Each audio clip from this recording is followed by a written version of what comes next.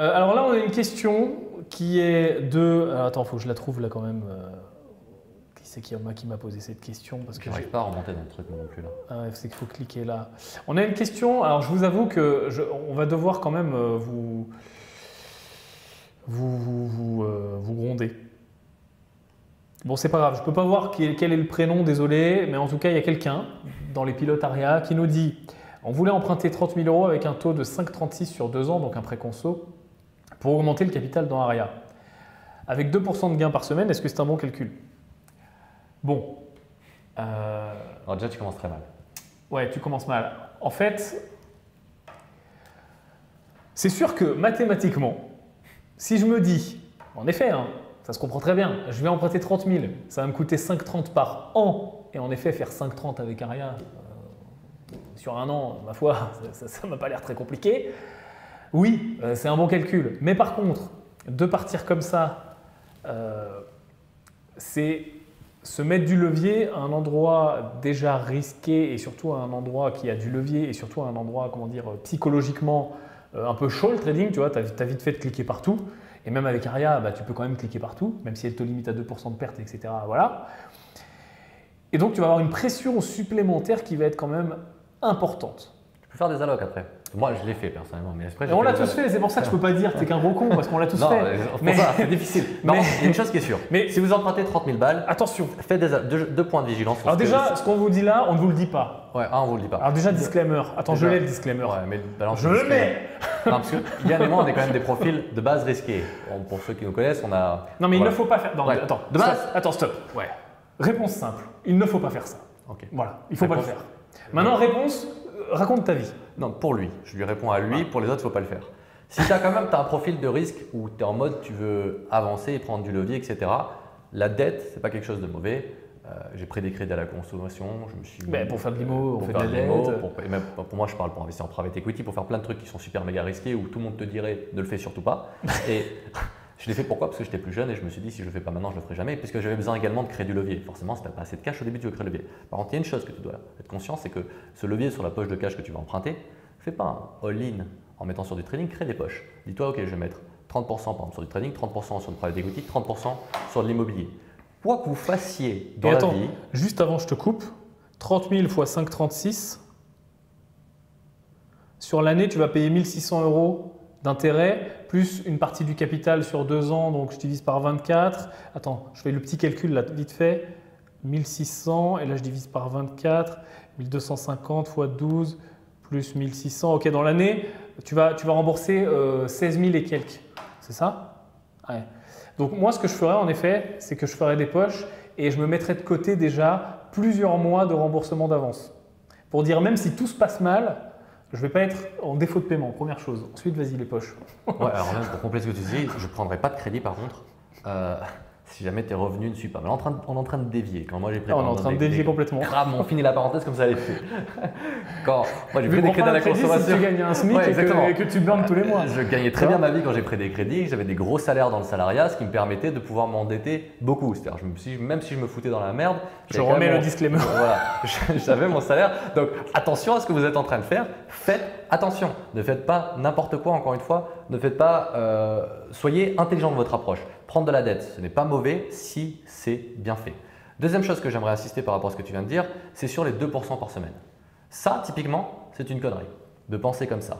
C'est rien qu'en faisant ça, si c'est dans cette démarche-là que tu es en train de le faire, c'est-à-dire que tu es dans une approche de te dire bah forcément je fais 2% par semaine, c'est la folie, je vais faire du coup 100% à l'année, j'emprunte à 5,36 donc forcément j'ai une marge de 95. Ah ouais, mais là il faut pas emprunter 30, il faut emprunter 4 millions. Ouais.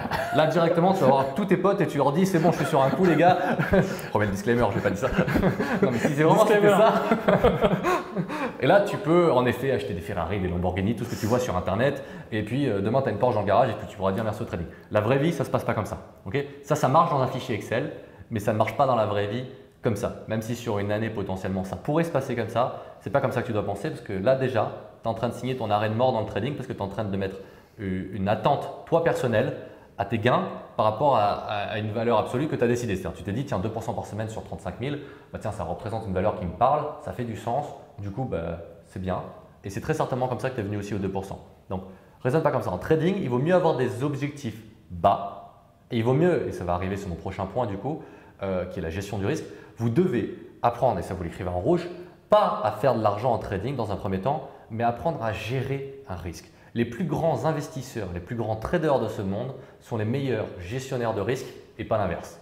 Okay, ils n'arrivent pas sur le marché en se disant je vais faire une pétée de thunes et toutes les semaines je fais 2%. Parce que 2% toutes les semaines, on parle de 100% à l'année. Et ça, c'est énorme. C'est dur. Et c'est dur et ça va être très occasionnel. Et déjà, par défaut, tu es en train de mettre un objectif de gain ou tu es en train de forcer c'est trop. Voilà, tu vas faire des erreurs en fait en allant là-dessus. Moi, je préfère me donner des seuils bas, personnellement, qui sont beaucoup plus accessibles, que je sais que je vais atteindre beaucoup plus facilement et que je sais que dès que je l'ai atteint, ben, je suis en mode je thésaurise et je suis en train de faire du gras, mais qui psychologiquement je suis confortable à aller chercher. Et bizarrement, en faisant ça, ça se passe beaucoup mieux que quand je ne le fais pas.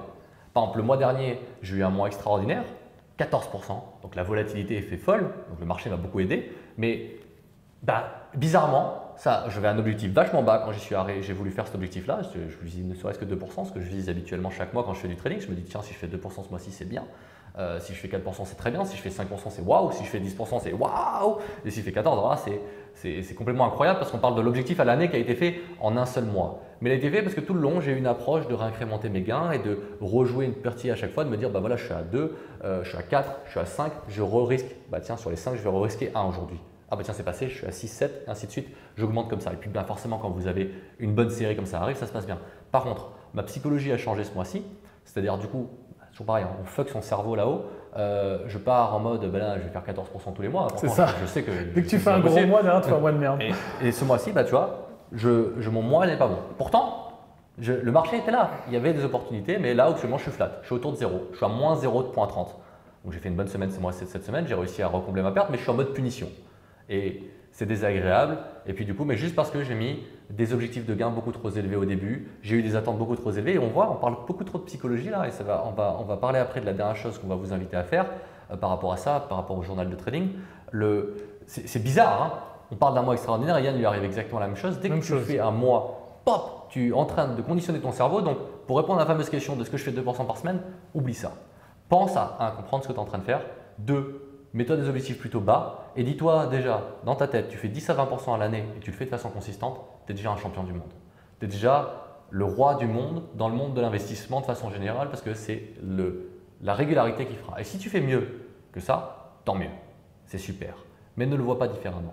Parce qu'à ce moment-là, tu vas te créer des faux espoirs, tu vas te créer des frustrations et tu vas amener surtout à faire des erreurs que moi-même j'ai expérimentées, que Yann et moi, de temps en temps, on fait nous-mêmes des sessions de coaching, de mindset pour se rappeler qu'on est en train de faire potentiellement de la merde et qu'on est en train de juste 30 secondes, il faut qu'on retourne sur terre aussi de temps en temps. Et c'est normal parce que ça, c'est le côté trading casino, forcément.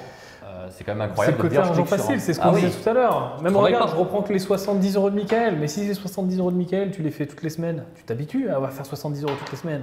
Et voilà. Sauf que nous, là, dernièrement, on s'était habitué à faire des 3, 4 000, 5 000 balles, et puis forcément, normalement, des 10 SMIC par jour. Ça te ramène à la réalité. Tu te dis, donc, ne croyez pas que le trading est magique. Comprenez que tout est dans la gestion de risque. Donc, pour finir sur cette question-là, de base, il ne faut pas le faire. Par contre, il y a des gens qui sont dans un setup, et nous les premiers on l'a fait, où tu peux te le permettre. Je te prends un exemple. Tu gagnes 2 000 € par mois et tu arrives à mettre 200 € de côté tous les mois. Il ne faut pas le faire. Par contre, tu gagnes 5 000 € par mois, 6 000 € par mois et tous les mois, tu mets 1 000, 1 500 et en plus, tu as 500 ou 600 balles de cash flow immobilier. Là, je ne dis pas qu'il faut le faire, je dis que ça peut s'envisager. Ensuite, une fois que tu l'envisages, en effet, il faut faire des poches, comme l'a dit Guillaume, pas tout en trading, un peu de long terme, un peu juste en cash pour avoir 2-3 mois de mensualité de côté pour si jamais ça ne va pas à côté trading, ne pas être en panique de se dire ah, fais chier, je dois remettre, etc. C'est vraiment qu'un jeu de psychologie et ensuite ne pas viser du 100% par an, mais viser du 20-30%.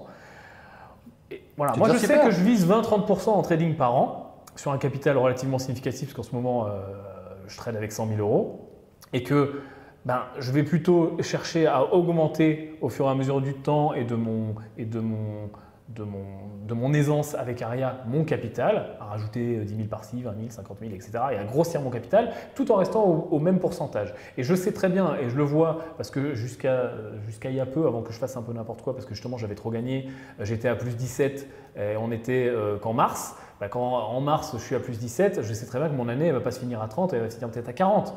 Mais Toujours est-il qu'il vaut mieux viser plus bas, sinon tu pètes un plomb. Voilà ce qu'on veut vous expliquer.